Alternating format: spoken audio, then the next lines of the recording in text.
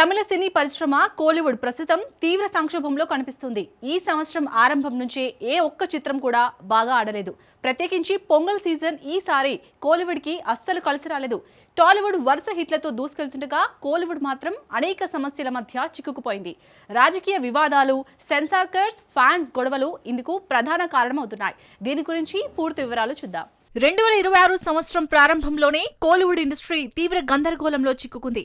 పొంగల్ పండుగ సీజన్ సాధారణంగా తమిళ చిత్రాలకు భారీ వసూలు తెచ్చిపెట్టే సమయం అయినప్పటికీ ఈసారి అది పూర్తిగా విఫలమైంది. థియేటర్లలో ప్రేక్షకుల రద్దీ లేకపోవడంతో చిత్ర నిర్మాతలు, పంపిణీదారులు తీవ్ర నష్టాలు భరిస్తున్నారు. టాలీవుడ్ సినిమాలు వరుసగా బ్లాక్ బస్టర్లుగా నిలవగా కోలీవుడ్లో మాత్రం ఒక్కటి కూడా ఆశించిన స్థాయిలో రాణించలేకపోయింది. ఇటీవల విడుదలైన పలు చిత్రాలు బ్యాడ్ టాక్ తెచ్చుకోవడంతో పాటు రాజకీయ వివాదాలు, ఫ్యాన్స్ మధ్య గొడవలు, సెన్సార్ సమస్యలు ఇండస్ట్రీని మరింత కుదిపేస్తున్నాయి. ప్రముఖ నిర్మాణ సంస్థలు, దర్శక నిర్మాతలు ఈ పరిస్థితిని గుర్తించి త్వరగా సరిచేయాలని భావిస్తున్నారు. లేకపోతే తమిళ సినీ మార్కెట్ ఇంకా దిగజారే అవకాశం ఉంది. ఈ నేపథ్యంలో ప్రస్తుతం జరుగుతున్న వివాదాలు ఇండస్ట్రీ భవిష్యత్తుపై ప్రశ్నలు లేవనెత్తున్నాయి. మండేల ఎప్పుడు ఏரும் சுத்தபத்தமா வா ఓయా. సుధా కొంగర దర్శకత్వంలో శివ కార్తికేయన్ నటించిన పరాశక్తి సినిమా పొంగల్ రిలీజ్ తో పాటు వివాదాల మధ్య చిక్కుకుంది. ఫస్ట్ షో నుంచే బ్యాడ్ టాక్ వచ్చిన ఈ చిత్రం రాజకీయంగా కూడా విమర్శలకు గురైంది. తమిళనాడు యూత్ కాంగ్రెస్ సినిమాపై బ్యాన్ డిమాండ్ చేస్తూ రంగంలోకి దిగింది. సెన్సార్ బోర్డ్ 25 కట్స్ సూచించిన ఈ చిత్రం ఇప్పుడు విజయ్ ఫ్యాన్స్ టార్గెట్ అవుతుందని దర్శకురాలు సుధా కొంగర ఆరోపించారు.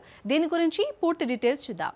శివ కార్తికేయన్ హీరోగా, సుధా కొంగర దర్శకత్వంలో తెరకెక్కిన పరాశక్తి సినిమా జనవరి 10న థియేటర్లలో విడుదలైంది. ఈ చిత్రం 1960లో తమిళనాడులో జరిగిన హిందీ భాష వ్యతిరేక ఉద్యమం నేపథ్యంలో రూపొందిన చారిత్రక రాజకీయ యాక్షన్ డ్రామా.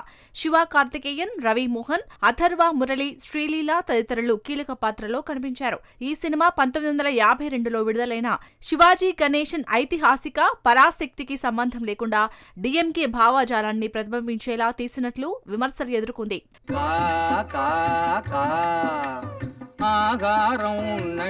విడుదలకు ముందు సెన్సార్ బోర్డు చివరి నిమిషంలో 25 కట్స్ సూచించింది. కొన్ని సన్నివేశాలను ఫిక్షనల్ గా గుర్తించి చివరికి యూబీఏ సర్టిఫికెట్ ఇచ్చింది. దర్శకురాలు సుధా కొంగర రివైజింగ్ కమిటీని ఆశ్రయించి మార్పులు చేసి తన టీంతో 70 గంటలు నిద్రపోకుండా చాలా కష్టపడి పనిచేసి సినిమాను సమయానికి రిలీజ్ చేసింది. దీంతో ఒరిజినల్ షెడ్యూల్ జనవరి 14 నుంచి ముందుకు తీసుకువచ్చి జనవరి 10న సినిమాను విడుదల చేశారు.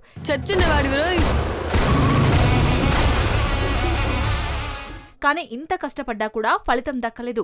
మొదటి షో నుంచే సినిమాపై నెగిటివ్ టాక్ వచ్చింది. ఐడియాలజీ బాగుంది కానీ క్రాఫ్ట్ మాత్రం వెనక్కి జరిగిందని, ఎడిటింగ్ లో ల్యాగ్స్ ఉన్నాయని, స్టోరీ ఫ్లో బాలేదని సోషల్ మీడియాలో రివ్యూలు చెప్పాయి. అయితే హిందీ ఇంపోజిషన్ ఉద్యమాన్ని బలంగా చూపించారని, భావోద్వేగాలు బాగున్నాయని మరికొందరు ప్రశంసించారు. ఫస్ట్ డే వరల్డ్ వైడ్ గా సుమారు 27 కోట్లు, ఇండియాలో నెట్ 11 నుంచి 12 కోట్ల మధ్య వసూలు సాధించినట్లు అంచనాలు వచ్చాయి. కానీ తర్వాతి రోజుల్లో వసూళ్లలో చాలా డ్రాప్ కనిపించింది.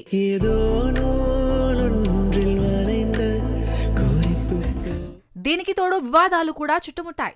తమిళనాడు యూత్ కాంగ్రెస్ సీనియర్ ఉపాధ్యక్షుడు అరుణ్ భాస్కర్ సినిమాను తీవ్రంగా విమర్శించారు. ఇది ప్రో డిఎంకే హిందూ వ్యతిరేక వైఖరి కనబర్చిందని ఆరోపించారు. 1965 హిందీ వ్యతిరేక ఉద్యమం, పోస్టాఫీస్ ఫారాలు హిందీలో మాత్రమే ఉన్నాయని చూపడం, ఇందిరాగాంధీ సందర్శనలు, కోయంబత్తూర్ ఘటనలు తప్పుగా చిత్రీకరించారని విమర్శించారు.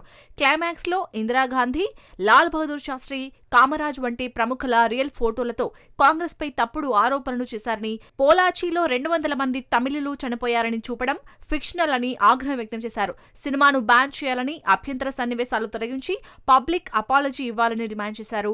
ఇలాంటి ఫిక్షనల్ సన్నివేశాలు చట్ట విరుద్ధమని, హిస్టారికల్ ఫ్యాక్ట్స్ డిస్టార్ట్ చేశారని కాంగ్రెస్ వాదించింది. దీంతో ఈ సినిమా వివాదంలో చిక్కుకుంది.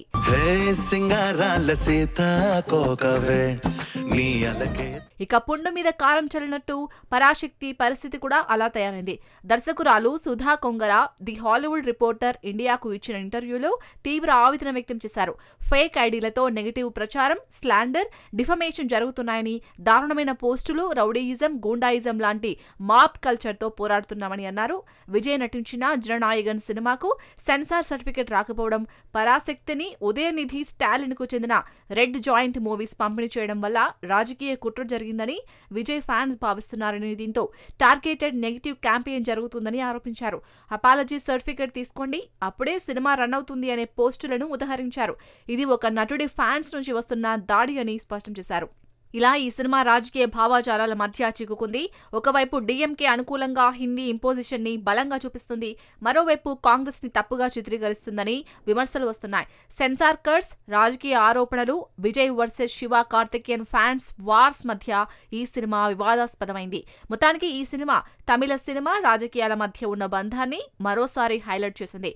శివ కార్తికేయన్ ఈ వివాదాలపై స్పందిస్తూ ప్రొపగాండా కాదని, సినిమాను పూర్తిగా చూస్తే అర్థమవుతుందని చెప్పారు. ఈ వివాదాల మధ్య పరాశక్తి బాక్సాఫీస్ వద్ద ఎలా సాగుతుందో, దాని హిస్టారికల్ ఇంపాక్ట్ ఎలా ఉంటుందో ఇప్పుడు చూడాలి. ఏదేమైనా సినిమా ద్వారా చరిత్రను చూపడం అనేది ఎల్లప్పుడూ వివాదాస్పదమే అని మరోసారి నిరూపితమవుతుంది.